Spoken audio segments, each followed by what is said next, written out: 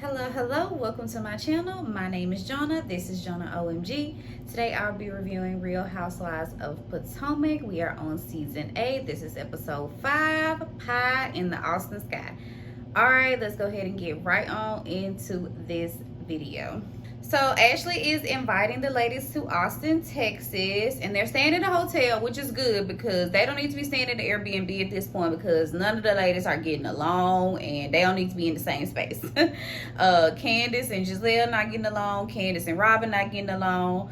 Wendy and Giselle not getting along. Wendy and Robin not getting along. Wendy and Nneka not getting along. Wendy and Mia, I guess, are okay now, but we'll see how long that lasts. Ashley and Candace not getting along. It's just too much. They don't need to be in the same space. So a hotel was a good choice. So Ashley, Mia, and Giselle are out shopping for their Austin trip. And of course, they bring up Nikki's accusation that she made against Wendy's mom about the shrine and the voodoo and all of that stuff. And Ashley says she's leaning more toward Nneka's side because it was, I guess, because it's such a crazy accusation. Like, it has to be true. But I'm like, she was like, she has such conviction in her voice. Like, and I'm like, girl, you act like people don't lie all the time. Like, liars are probably good at it, right? So, I mean, at least some of them are. You. No, okay, let me stop. So we move on to Wendy and Eddie, and they're out having lunch. And, of course, you know, they talk about the situation and Facebook gate and all of that. But Wendy said something that was kind of odd to me in her confessional. She was like, Nneka only pipes up when I'm around. And I'm just like, you only been around the girl twice, so you say. So how you know when she pipes up or pipes down? Like, Wendy gonna end up telling on herself, y'all. Like, there is just more to the story. I know, of course, it's gonna reveal itself, but Wendy's not helping her case. Let me say that. So the producers asked Wendy if Eddie was ever Facebook friends with Nneka's husband, Ike. And Wendy took too long to answer this question for me, y'all. Like, her and Eddie are just, they're looking like they're hiding something. The fact that they can't answer these questions, like, outright, you know, like, I don't understand it. And honestly, it's not that big of a deal. Like, when I made my Facebook account, I was in high school. I probably was adding everybody and their mama at that point. Like, everybody and their mama was adding me. People was just adding each other left and right. You didn't even know the person. You just added them as a Facebook friends. So they really could spin it like that. Like, oh yeah, we were Facebook friends at some point. You know, I was just adding everybody. But what makes it weird is the fact that Eddie had to go to Ike's page to quote unquote unfriend him. Like, that's the only way to do it. Am I not right? Like, you have to go to somebody's page and actually hit the unfriend button. So at that point, he would have known if they were ever Facebook friends or not, you know? So why would all of a sudden would you need to unfriend him? I know this is not the end of this conversation. I feel like Ike want to bring it up again because he is not over it, okay? But Eddie and Wendy are not helping their case, y'all. They're making themselves look more suspicious. But again, I really just do not like the fact that Wendy and Nneka are at odds at this point, because especially because they're both from Nigeria. They're both from the same tribe in Nigeria. It's just like, why didn't y'all go in as friends? It's so weird. Why didn't you bring Nneka to the show? Like, she should have been your friend of, not Ashley's. Ugh. So Nneka and her husband are at the OBGYN. She is feeling a lot of pressure from her family, y'all, to have a baby. She was on the phone, FaceTime, and I guess her sister and her mom or somebody, and they were like, we don't care about your businesses and stuff, Nneka. When are you gonna have a baby? And I was like, dang, like, what's so crazy about that is, will they even be present when the baby comes and help her, you know, with a newborn? Like, I had that question when families are always putting this pressure on people to have babies. Like, are y'all gonna be shooting with them in the gym? That's my question. Are y'all gonna be helping change diapers and feeding the baby so Nneka can get some sleep or some rest? Like, are y'all gonna be doing all that? Probably not. Like, so don't put that pressure on me to have no baby if you ain't gonna be supportive. I want to know when that baby comes. I want to know where the her sister and her mom gonna be help raising the little chap. But it makes me wonder, does she actually want kids for herself, or is it just the pressure of the family getting to her? Nneka does say that she wishes she had a sit down, a one-on-one with Wendy to bring up all these accusations, but she said she didn't mean for it to come out that way. But to me, if you didn't mean for it to come out that way, you didn't have to have it come out that way. You could have literally just said, Wendy, can I talk to you over here at the side? Even during the pickleball thing, like, you could have pulled her to the side. You had moments to do so. So whatever. So we move on to Mia and Gordon. They're visiting a therapist to work out some kinks of their relationship. I guess this financial strain really did put a strain in their relationship. We did learn that Mia planned on filing for divorce at some point. She said they were arguing more and more because Gordon is working so much more.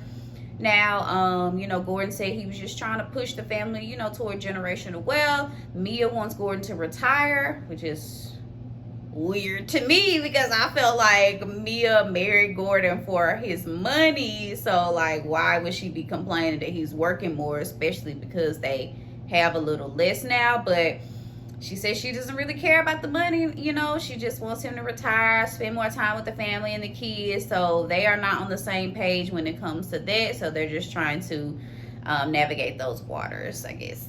So all the ladies are flying to Austin, and they arrived, and it's so awkward, y'all, because they got Robin, Wendy, Candace, and Mia in a van together, and it's just like crickets. Like, I just don't know how they are all going to come back from the the effects of last season. So Karen attempts to try to clear the elephant in the room between Candace and Giselle, and child, it just went nowhere. But I almost feel like Candace wants Giselle to, like, talk to her or speak to her, because she made mention of it. She was like, well, she's not speaking to me as if I'm going to go away, but I'm still going to be here. My black ASS is going to be here. And I was just like, Candace, why are you so pressed for Giselle to, like, speak to you or talk to you? Like, you've been paying her dust, continue to pay her dust, So Mia and Robin go take a little walk before they meet up with the other ladies, and Mia is telling her about the lawyer situation. She talked about it a little bit with the therapist as well, but basically they had this lawyer that was holding their money in escrow for whatever reason, I guess some dirty dealings, and they end up reporting him to the bar, and he was disbarred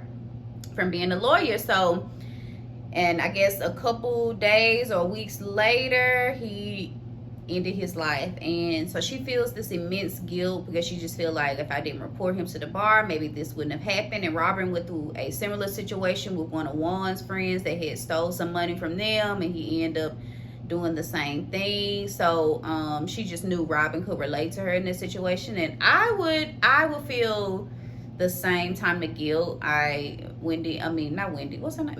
sorry. Mia got a little emotional about it, and I would have been too. Like, I would have been tore up if something like that happened to me, honestly. Like, just to know that I had a part or to play in something like that would just eat me up. So prayers up to that girl. But honestly, you just never know what people are going through, y'all. Like, he could have been battling with something for a long time. So Mia shouldn't in no way take that guilt on, like, but still prayers up to her. So Robin and Mia end up joining in with the other ladies, and of course they're bringing up Wendy's mom and the shrine and all of that stuff. And Giselle end up reminding Wendy that Wendy's mom actually said something else, I guess to the same nature about Mia. She ended up tweeting something about Mia, and so Wendy went to read the tweet, and child, I wish Wendy did not read that tweet because it did not help her case. Her mama was talking about Holy Ghost fire and thunderstorm rains, and it's never a prayer that I have heard personally. It wasn't blatant witchery, but Holy Ghost fire is a very interesting choice of words. I grew up in the church and I ain't never heard that. Now the question is, do I believe in the witchcraft stuff? I didn't at first, and I honestly don't want to. I don't want to believe it, y'all. I really don't. And I do think Nneka just wanted to stir up some drama in the group. I do believe that. But Wendy and Eddie are not helping their case, y'all. They just are not. They're looking guilty. And I cannot help but notice it. And I like Wendy. I really do. So Wendy and Nneka are going back and forth about these phone records with Nneka's in-law, Lebe, who used to be friends with Wendy's sister and also friends with Wendy. Nneka revealed something to us, y'all, that Wendy gave the girl a shout out at her baby shower. It's just really so crazy. All the ladies were confused. I was confused. Like, I could not get the pieces together, the timeline together. It was so weird to me. Like, but Wendy didn't have any clear answer. She kept like trying to pretend like Nneka was delusional, but like the producers had that unseen footage that showed that Wendy gave the girl a shout out at her baby shower, saying that she want her child to like be like Lebe when she grows up. Like, clearly you was cool with the girl at some point. Like, y'all, it's just so confusing. But Lebe is the one that told Nneka that Wendy's mom was submit her name to the shrine and the voodoo stuff. So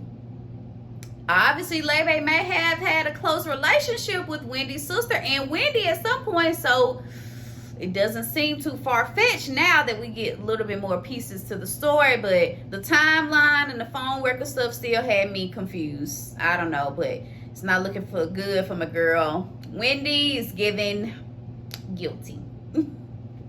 But y'all, that's it of this episode. It was kind of crazy. I give it a 6 out of 10, but make sure you like, comment, and subscribe. Thanks for tuning in. Bye.